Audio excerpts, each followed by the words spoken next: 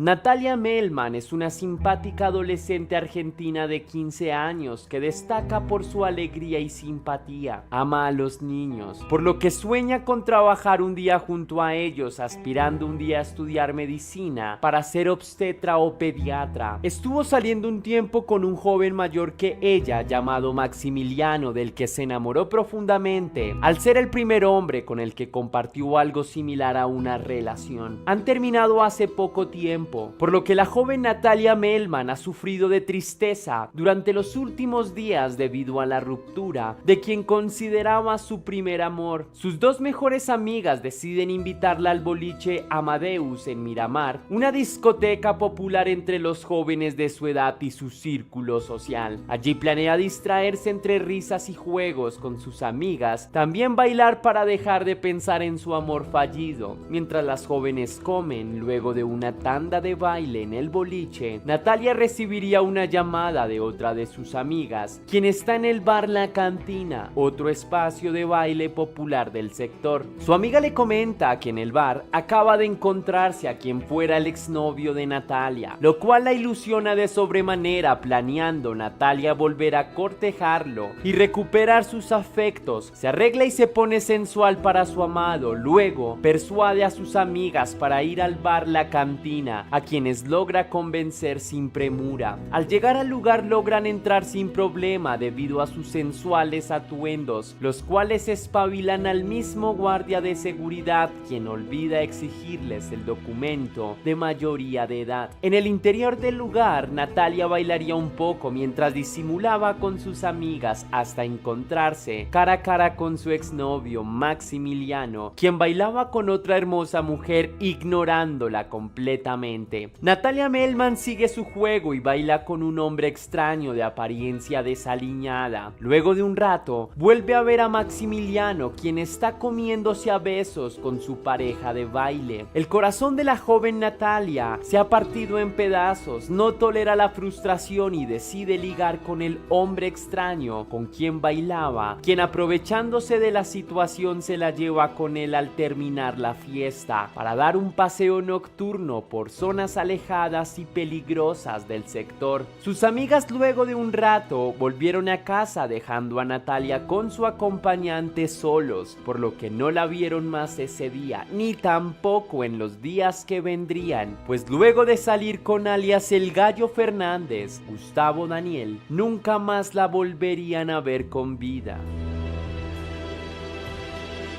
Alias el Gallo Fernández es un ex convicto de 30 años con una pésima reputación en Argentina, país donde vive, con antecedentes penales por agresión, abuso y otras prácticas criminales. El tipo tiene fuertes vínculos con la policía, por lo que es frecuente verle hablar con ellos como si se tratara de buenos amigos a pesar de su prontuario. Luego de perseguir a Natalia Melman al salir del bar La Cantina, la obligó a subir a un auto el cual llevaba a varios funcionarios públicos relacionados con la policía, a quienes se lograría identificar como los verdaderos perpetradores del crimen, siendo el Gallo Fernández solo un emisario de los verdaderos criminales que, en complot, abusaban de su poder.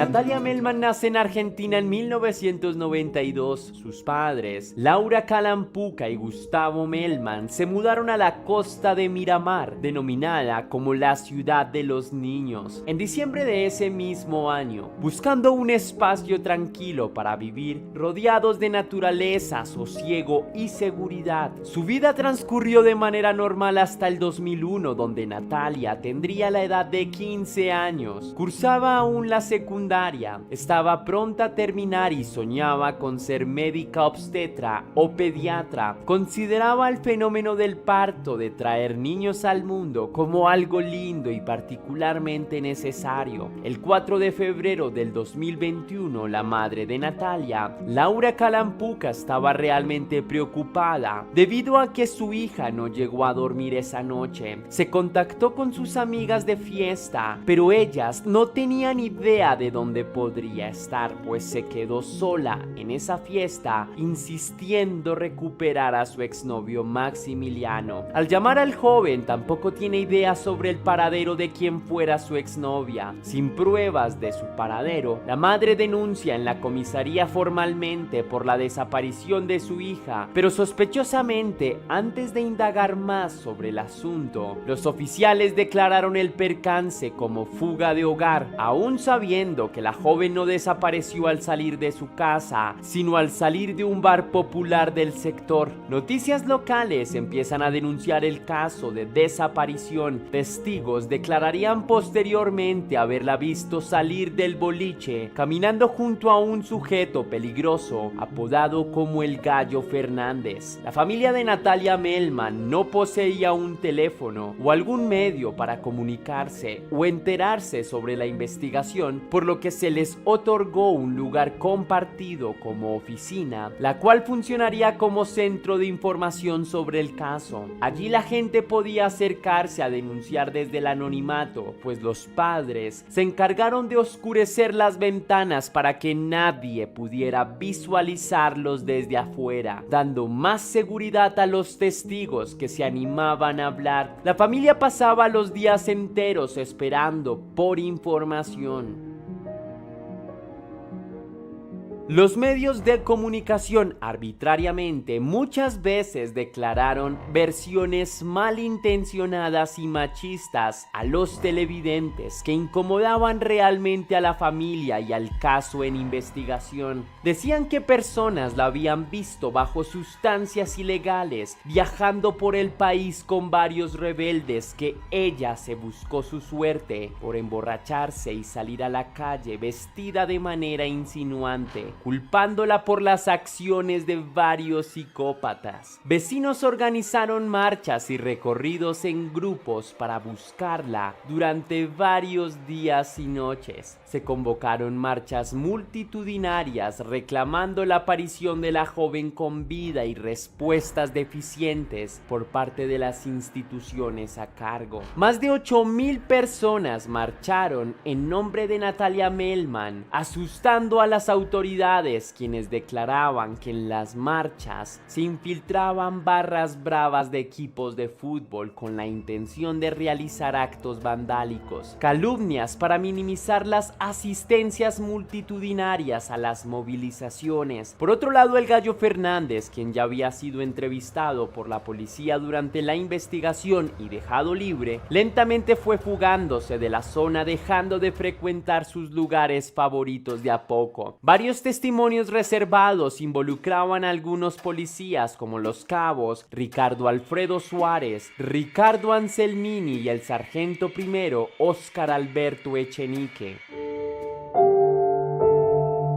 En febrero del 2001, un civil encontró repentinamente el cuerpo sin vida a 800 metros de donde la policía supuestamente ya había buscado, en una zona explorada varias veces por ellos. Luego vinieron las iniquidades con la entrega del cuerpo. El 16 de febrero del 2001 atraparon al Gallo Fernández escondido en una zona rural en un galpón abandonado debido a las presiones mediáticas y a la reputación de la policía, que se venía bajo por la inoperancia y otros escándalos similares, como el de otra joven asesinada por federales a quienes le implantaron sustancias ilegales para despistar la investigación. Supuestamente al Gallo Fernández se le dio captura luego de rastrear las llamadas de su teléfono móvil. Las declaraciones del exconvicto involucran a varios policías que lo presionaron para llevar a la joven hacia un auto. Luego no supo lo que pasó con ella, por lo que insiste en ser inocente del caso, aunque confiesa haberla llevado donde los policías como chivo expiatorio. Solo pudo reconocer a dos de los policías involucrados, el cabo Suárez y el sargento Echenique. Investigadores encubiertos de la policía investigaron los dos nombres en contrainteligencia. En la comisaría de policía no pasaron por alto cómo los dos oficiales llegaron tarde a trabajar un día después del caso criminal. Asimismo, se notaron preocupados y nerviosos. Tras haberse reportado la denuncia del caso, se descubrió una camioneta policial faltante del parqueadero de la comisaría, pintada totalmente de blanco en un taller abandonado. El padre de la niña no quería dejar solo el cuerpo sin vida de su hija en la morgue, con miedo a que le suplantaran evidencia ilícita. Aún así, a la mujer se le cortaron las uñas en la escena del crimen sin razón alguna. Además, varias pruebas como un pañuelo con sangre fueron desclasificadas sin motivo aparente. Las sospechas sobre la policía involucrada en el crimen se hacían más evidente. Un nuevo registro biológico en el cuerpo dio prueba de un total de 5 involucrados. El tercer involucrado era el cabo Ricardo Anselmini. Así lo determinaron los registros genéticos, pero aún 2 de los 5 registros seminales hallados en el cuerpo de la víctima aún no habían sido identificados. 3 de los 5 implicados descubiertos eran policías activos. La comunidad ofendida apedreó la comisaría exigiendo justicia.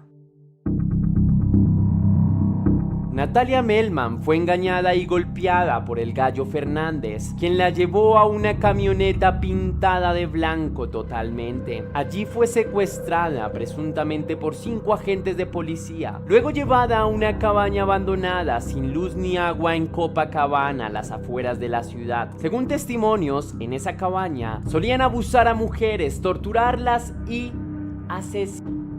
Allí la joven Natalia Melman fue asfixiada con sus propios cordones, luego de ser torturada y abusada carnalmente por los diferentes hombres. 4 días después escondieron el cuerpo en un vivero bajo el lodo y ramas secas. En septiembre del 2002 empezaría el juicio contra los involucrados, hallando a 3 policías culpables, condenados a cadena perpetua con el agravante de ocultar el cuerpo. El Gallo Fernández también fue condenado a 25 años de prisión. En octubre del 2006 se redujo la pena perpetua, dando beneficios y salidas espontáneas a los involucrados según la ley. Cada sábado desde el centro de Miramar se organizaron multitudinarias marchas para exigir justicia a término a estos beneficios, aunque así lo lograron 5 años después. Por una ley emitida en el 2011 se les volvió a aprobar salidas transitorias a los reos. Cada sábado después de 15 días, los asesinos de la joven podían salir por 12 horas. Si bien debían permanecer en sus domicilios, se les prohibió asistir a otros lugares, aunque nadie vigilaba que esto fuera así. La madre de la víctima se encontró a uno de los policías supuestamente aprehendidos en el supermercado, donde a gritos lo acusaba de asesino y abusador íntimo, mientras el tipo solo se reía a carcajadas de ella. Estas irregularidades fueron denunciadas en medios de comunicación, por lo que las salidas fueron nuevamente canceladas. Sin embargo, en 2017 los prisioneros volvieron a solicitar el permiso para salir. Irónicamente, se los volvieron a conceder, por lo que la familia tuvo que apelar al Estado argentino para volver a retirar los beneficios de los asesinos de su hija. Ninguno de los 3 se ha arrepentido del hecho. Las condenas se vencieron el 7 de junio del 2022 y en septiembre de ese mismo año. La cuarta y quinta persona involucrada en el hecho aún se desconocen, aunque se presume sean agentes policiales activos. La familia Melman no volvió a estar tranquila nunca más. Vive pendiente en que se haga justicia por el caso de su hija y se cumplan las condenas a cabalidad. Laura, madre de Natalia, aún vive en Miramar, siendo el legado vivo de la memoria de su hija.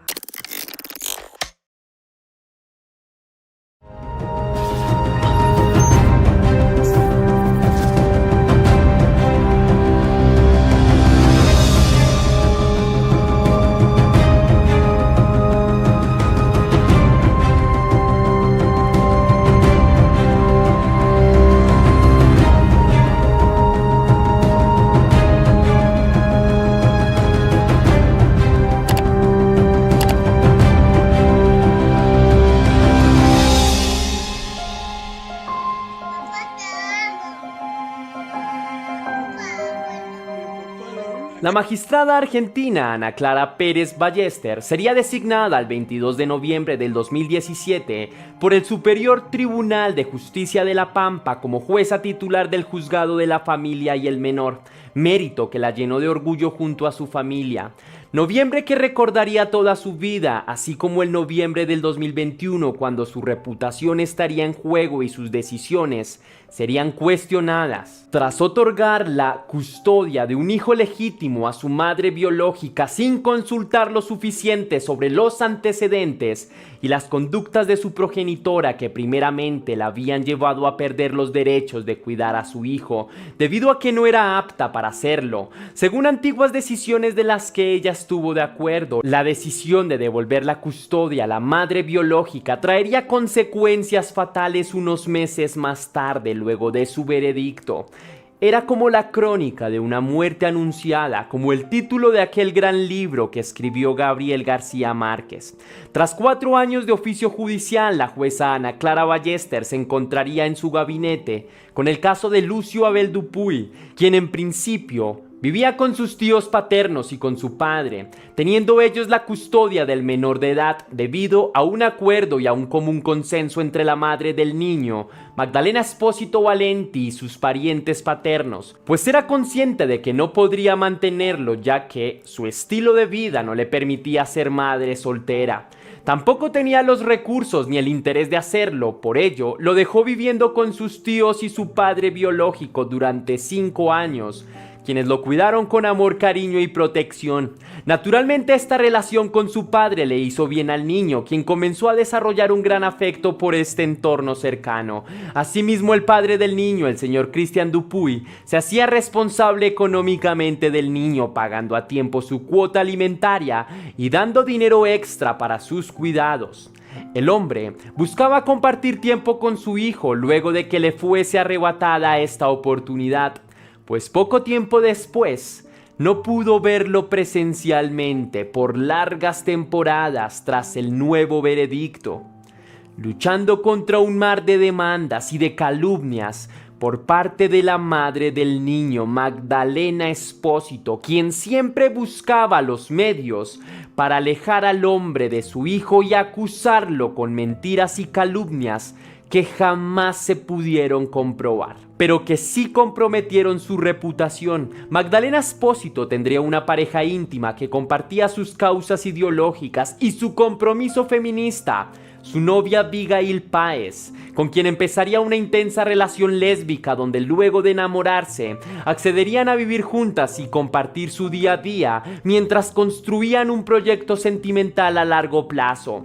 En su vida de pareja alternativa fantasean con la idea de la maternidad, de generar una familia no tradicional, por lo que a Magdalena Espósito le entra un capricho materno repentino, retractándose de su decisión de hace 5 años, cambiando de opinión sobre su hijo. Decide ser una madre responsable y hogareña luego de fantasear una vida familiar junto a su pareja Abigail.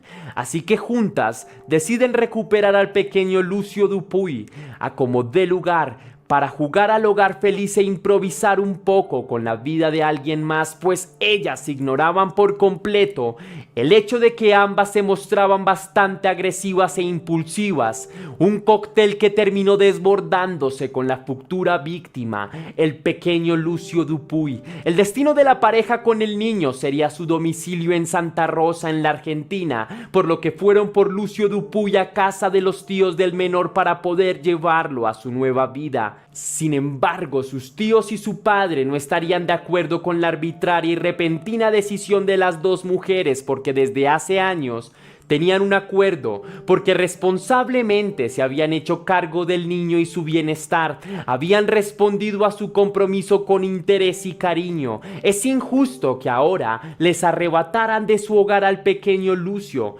La madre del infante, la señorita Magdalena Espósito, despliega una estrategia de hostigamiento para generar presión en los familiares custodios del menor, por lo que constantemente acude a la puerta de la casa de su ex esposo y de los tíos del niño para provocar escándalos, gritos y amenazas que terminaban con violencia, vidrios rotos y ataques a la propiedad privada.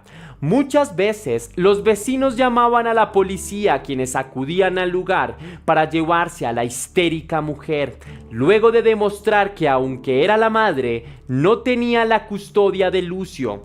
Magdalena Espósito también inventaba y difamaba calumnias en contra de sus familiares, principalmente a los que debían cuidar de su hijo.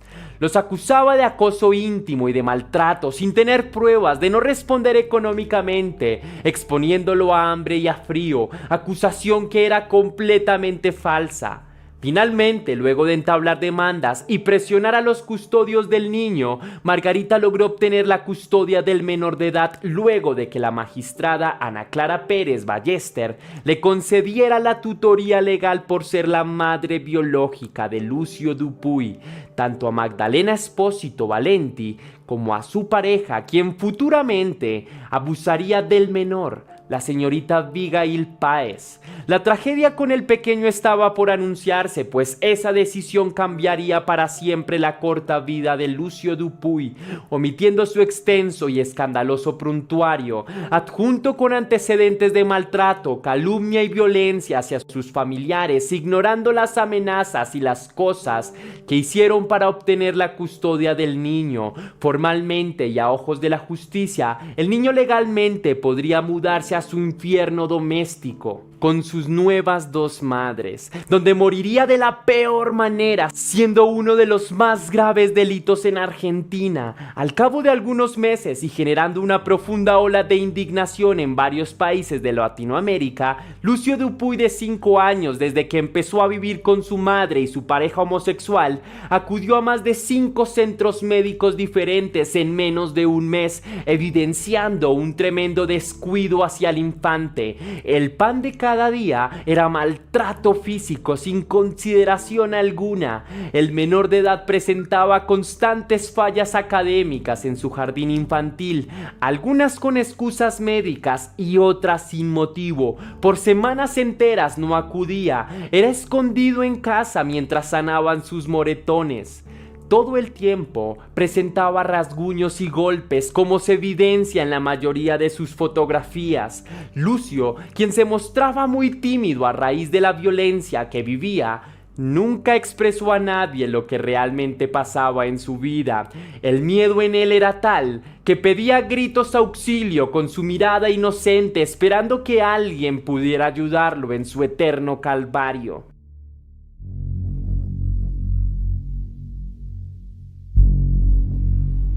El fatal 26 de noviembre del año 2021 en Santa Rosa, Argentina, 2 militantes feministas son arrestadas por las autoridades policíacas tras ser acusadas de asesinar a su propio hijo a golpes, el pequeño Lucio Dupuy, de tan solo 5 años. Tras meses de ser sometido a terribles vejámenes como venganza, buscando supuestamente lastimar a su expareja, el padre biológico de Lucio, el señor Cristian Dupuy, quien no podía ver a su hijo ni hacerse cargo de él, luego de perder la custodia con sus parientes en una reciente sentencia judicial, dejando al niño en manos de sus homicidas. La pareja de mujeres, luego de un arrebato de cólera, mataron y abusaron íntimamente a Lucio entre patadas, puñetazos y golpes con objetos contundentes, con los cuales también mancillaron al menor. El cuerpo de Lucio tenía evidencias contundentes de abyecciones, largos antecedentes en su piel de maltrato y de tortura, cortadas y hematomas. Sus genitales fueron lacerados en varias ocasiones. Era vestido como mujer y obligado a comportarse como una niña, mientras era grabado en cámaras, siendo la mofa de su propia familia. Estas fotografías y videos eran publicadas por WhatsApp para ser vistas por toda su familia como un mensaje provocador para sus familiares más conservadores, dejando claras sus ideas sobre el género y la libertad de expresión, supuestamente. Es así como demostraron ambas mujeres encargadas del niño que no eran más que unas bestias a punto de atacar.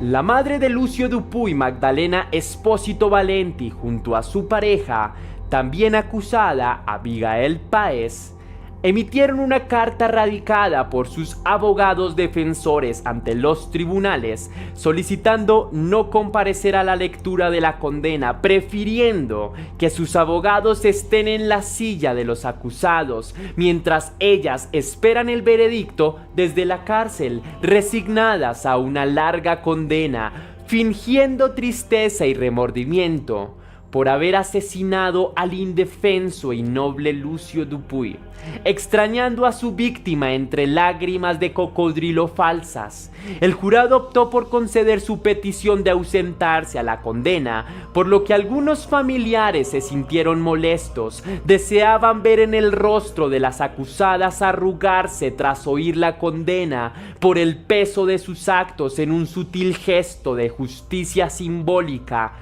que les fue omitido. Varias pruebas acusatorias del caso emitidas contra la madre han sido omitidas, presuntamente para evitar un escándalo mediático a nivel nacional e internacional. Para este punto, varias personas se movilizaban en las calles argentinas exigiendo justicia para este caso que indignó a todo un país.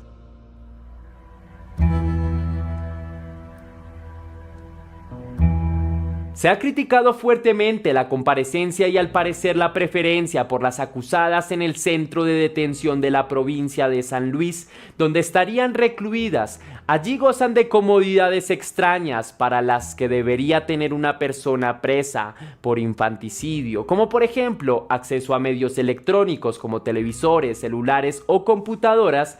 Las reclusas también gozan de poder hacerse su propia comida, comiendo mejor que otras reclusas del lugar. Ciertos medios de comunicación e incluso el veredicto final del caso se han negado a tratar el crimen como lo que es, un crimen de género, un delito de odio sexista que fue propiciado hacia un niño varón e indefenso por parte de dos mujeres radicales feministas con antecedentes de violencia y de sexismo, por lo cual aún existe gran controversia sobre el delito. El pasado 2 de febrero del 2023, las dos mujeres fueron condenadas a cadena perpetua, recluidas en diferentes penales, lejos la una de la otra. Magdalena Espósito, madre de Lucio, fue absuelta de crímenes íntimos, condenada a 35 años de cárcel, a pesar de las evidencias en su contra, como el ADN encontrado en el objeto que se usó para sodomizar al pequeño. Abigail López fue condenada a 50 años de cárcel por homicidio y abuso íntimo a menor de edad, atribuyéndosele la mayoría de los cargos. El señor Cristian Dupuy, padre de la víctima implicada, por fin se sintió escuchado por la justicia de su país, luego de un largo calvario donde constantemente era acusado y rechazado como padre involucrado. El mismo día de juicio, el 2 de febrero, también nacería su nueva hija, producto de un gran amor y una nueva relación afectiva, con la que el hombre se da una segunda oportunidad para volver a tener una bella familia, jurando dar a la pequeña todo lo que nunca pudo darle al pequeño Lucio Dupuy. Por él, finalmente se ha hecho justicia. Espero que todos aquellos que llegaron a ver este video después de este caso tengan una personal y profunda reflexión sobre el mundo que hemos construido, y ojalá después de esto apreciemos con virtud a nuestra familia, que veamos en ellos apoyo para cuidarnos los unos a los otros, que todos los niños del mundo encuentren en este un espacio seguro para crecer y construir un mejor mañana. No más casos como este en el mundo, no más maltrato a menores de edad. Ellos no tienen la culpa de nuestras decisiones y fracasos. Ellos no tienen la culpa de nuestros errores en la vida. Brindo por un mejor mañana y una mejor sociedad. Por favor, amen a sus hijos como a nadie nunca han amado.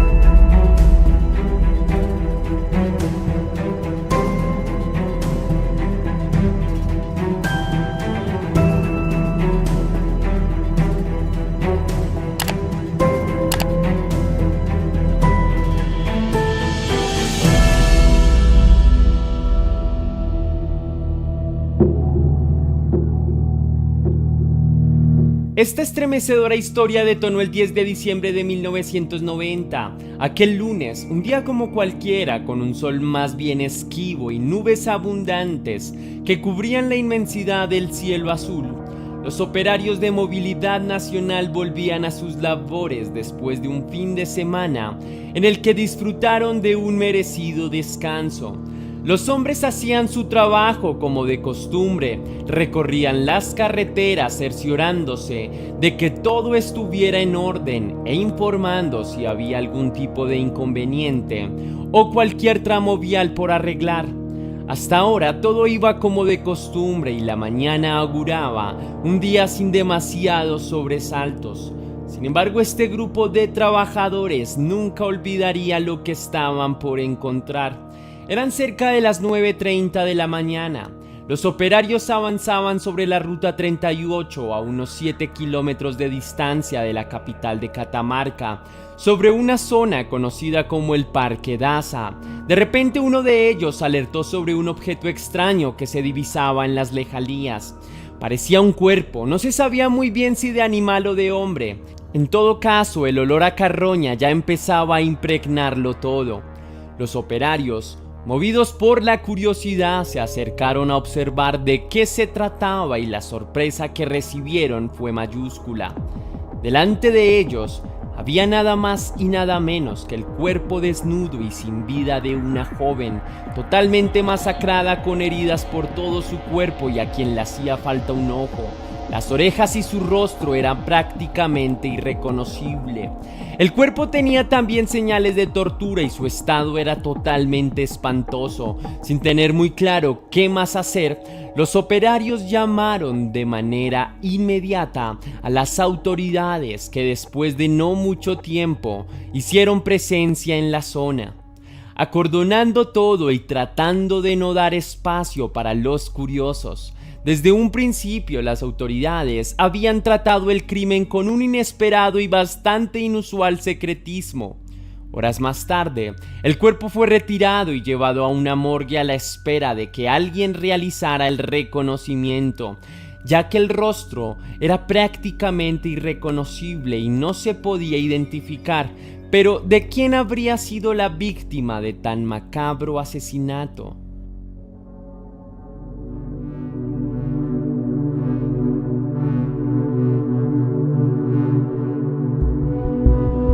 Aida Rizardo y Elías Morales eran padres de una numerosa familia de 7 hijos en total. Como es natural, el panorama para ellos no era demasiado fácil y debían dedicarse a trabajar lo máximo posible para poder brindarle a cada uno de ellos las mejores opciones en la vida. Por fortuna para estos padres, sus hijos les hacían todo más fácil, pues eran jóvenes responsables y no hacían demasiadas tonterías.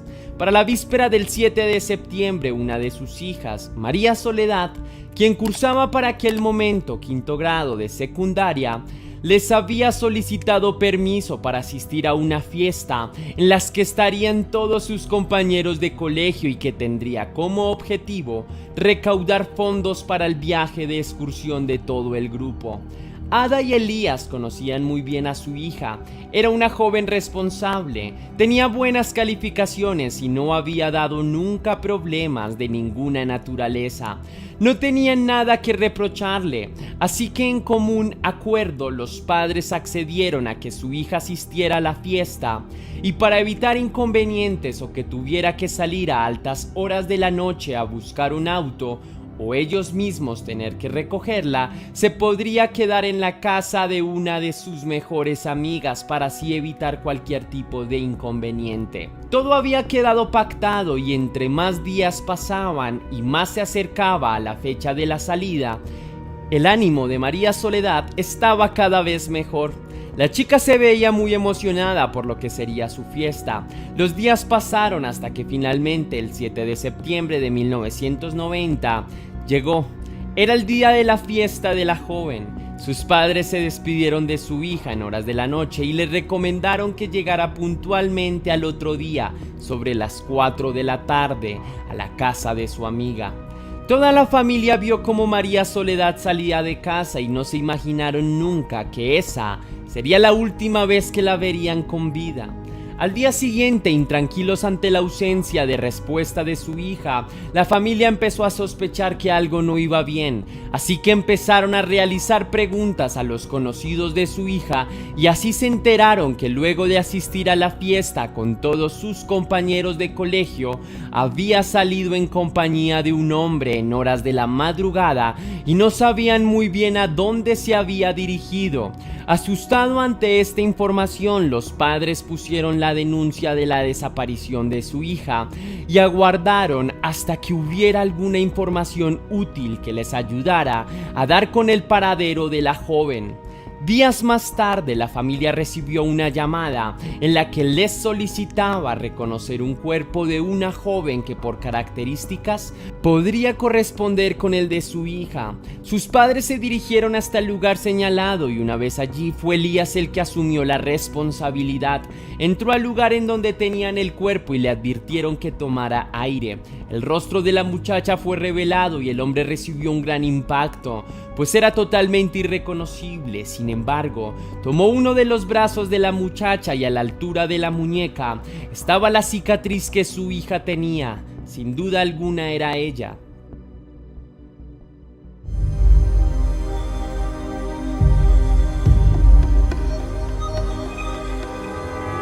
Catamarca había sido testigo de un abominable crimen y para sorpresa de todas las personas que vivían en la zona, la investigación no iniciaba todavía. Habían pasado cerca de 2 meses y las autoridades no habían perfilado a ningún potencial asesino. No había pistas que vincularan a nadie con el crimen.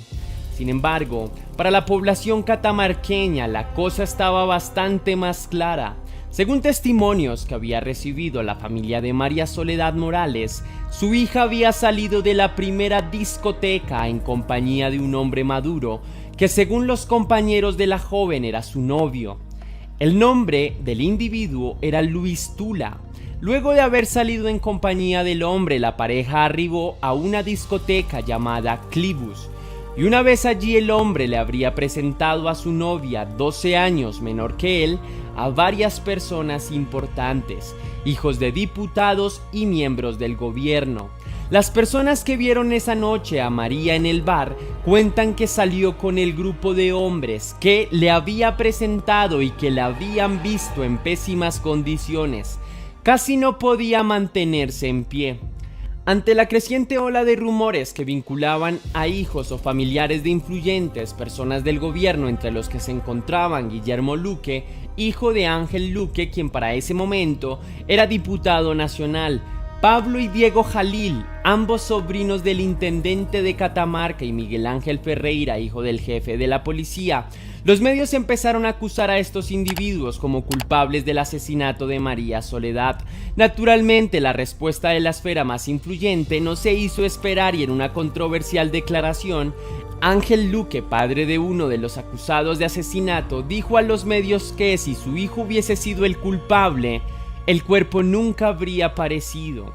Estas declaraciones causaron tal escándalo que el gobierno nacional de Argentina tuvo que intervenir directamente en el caso, destituyendo a varias personas y llevando al lugar directamente jueces, policías y otros encargados que trataran de velar por la transparencia del caso.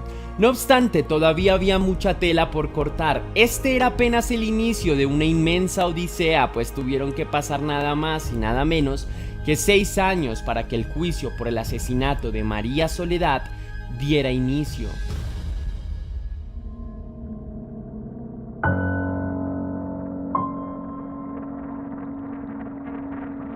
Años más tarde, durante los juicios hubo varios testimonios en los que diferentes personas dieron su testimonio diciendo que habían visto que el cuerpo había sido manipulado por varias personas cuando había sido encontrado muerto. A estos testimonios se sumaron otros que provenían desde la misma institución de la policía, en donde se informó que el parte de Miguel Ángel Ferreira, ex jefe de la policía de la provincia, había ordenado que se lavara el cuerpo de la víctima, borrando de esta forma todas las evidencias y huellas que se pudieran encontrar. Después de las pruebas que se le realizaron posteriormente a María Soledad, se encontró que la joven de tan solo 17 años de edad había sido abusada durante varias horas y había muerto de un paro cardíaco como consecuencia de una sobredosis de sustancias que sus captores habrían obligado a consumir. Pero el juicio que se llevó a cabo en 1996 no ayudó a calmar las aguas y el escándalo. Debido a la cobertura nacional que el juicio estaba teniendo, varios programas lo televisaron y también captaron la imparcialidad del juez asignado, quien notablemente estaba tratando de favorecer a los sospechosos de asesinato. Un nuevo escándalo tuvo lugar y el juez asignado renunció. Un año más tarde tuvo lugar un nuevo juicio que se prolongó a lo largo de todo el año. Al final, en el año 1998, Luis Tula fue condenado a 9 años de prisión y Guillermo Luque a 21. Solo 2 personas pagaron condena en un crimen que se cree tuvo como artífices al menos 5 hombres más que siguieron con sus vidas tranquilamente.